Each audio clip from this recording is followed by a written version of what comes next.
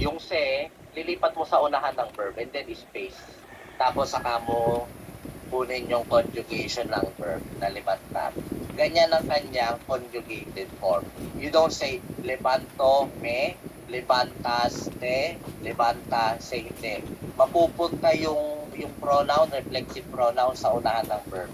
So, ang kanyang conjugated form ay yo me levanto, tú te levantas, usted, él, ella se levanta, nosotros nos levantamos, vosotros os levantáis, ustedes, ellos, ellas se levantan.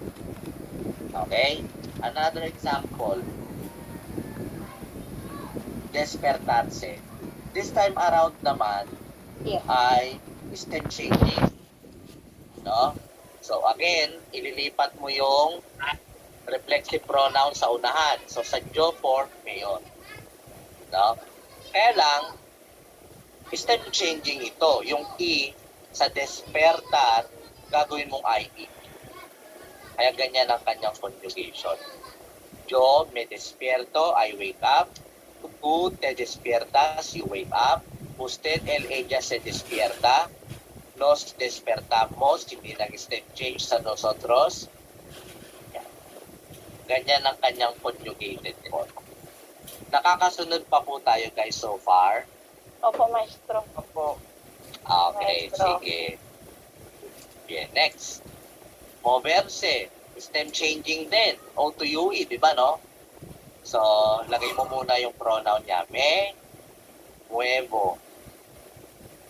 Te muevas.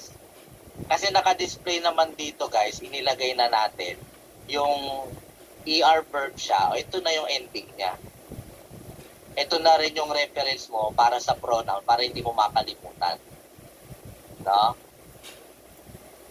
Se mueve, nos movemos, os moveis, se mueve. So, ganyan lang basikamente, no?